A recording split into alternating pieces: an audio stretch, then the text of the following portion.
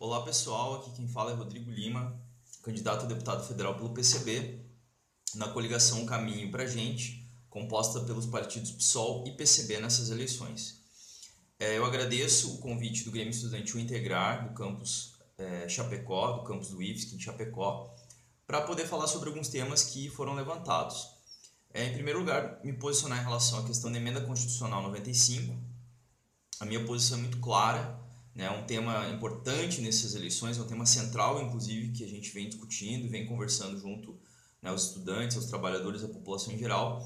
E a nossa posição é de revogar, né, derrubar essa emenda constitucional que congela os investimentos públicos nas áreas como saúde, educação, segurança, cultura, enfim, por 20 anos.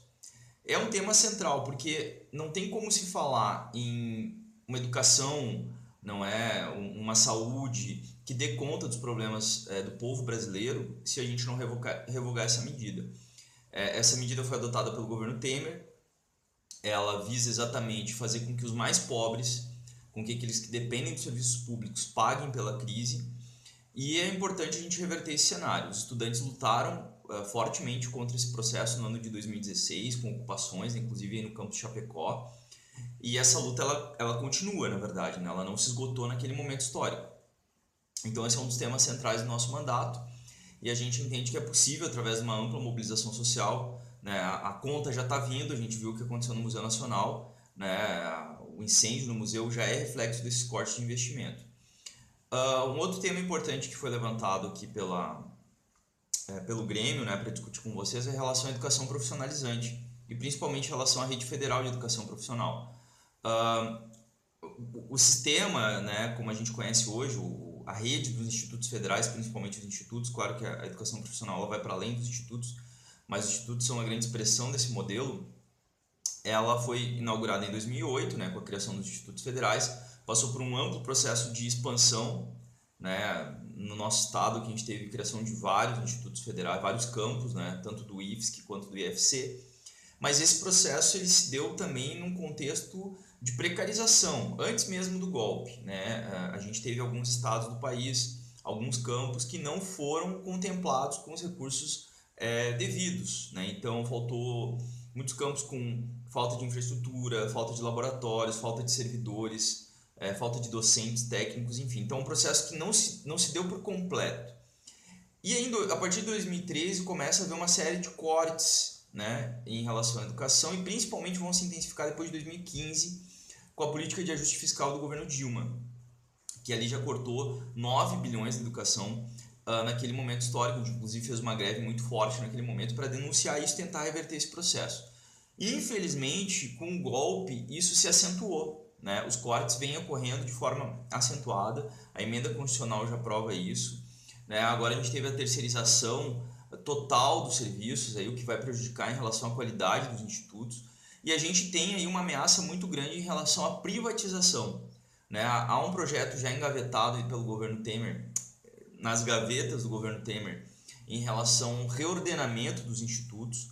Há uma sinalização de que o sistema S possa gerenciar os institutos, e aí se perde todo um processo de acúmulo em relação à construção de um currículo integrado, a construção de projetos de extensão que se voltem para a comunidade, para os problemas reais do nosso povo, para projetos de pesquisa que visam identificar problemas, solucionar problemas, né, ligados ao sistema produtivo do país, ligados aos problemas do nosso povo também. Então, esses cortes, essa agenda, ela prejudica demais a permanência dos institutos federais. Então, a gente precisa lutar para reverter, para que os institutos tenham investimento devido, investimento adequado, para que os institutos continuem abrindo as suas portas de forma gratuita. A gente é contra o pagamento de qualquer mensalidade nas instituições públicas, não é? Então a gente precisa lutar muito para garantir isso. Nós estamos numa ameaça muito grande.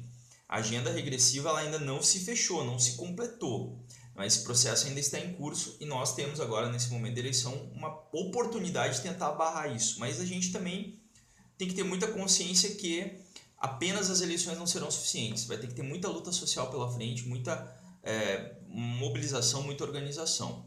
E sobre outro ponto que é levantado aqui, em relação à educação em geral, eu acho que um tema importante é a valorização do professor. A gente tem hoje a carreira do professor totalmente desvalorizada.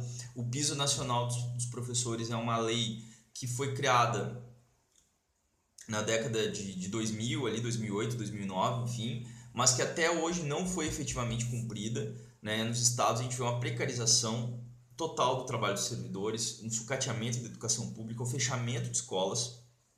Então isso vai refletir numa sociedade que vai desvalorizando a educação em relação a como uma prioridade social.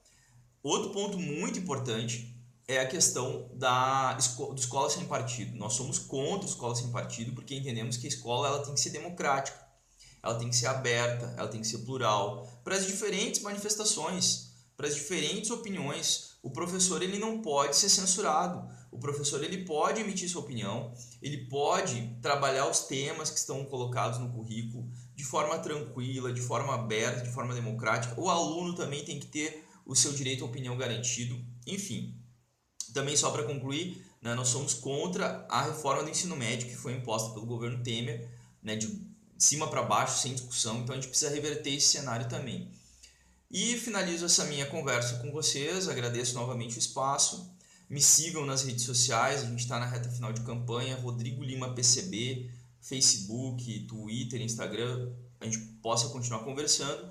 Meu número é 2121 e eu peço voto em Guilherme Boulos e Sônia para a presidência, número 50, Leonel Camazão e Carol para o governo do estado, número 50, para o Senado, o companheiro Pedro Cabral, número 500, e o companheiro professor Antônio, número 505, e temos uma série de candidatos a deputado estadual, candidatos do PCB, do PSOL, outros companheiros também candidatos a federal, então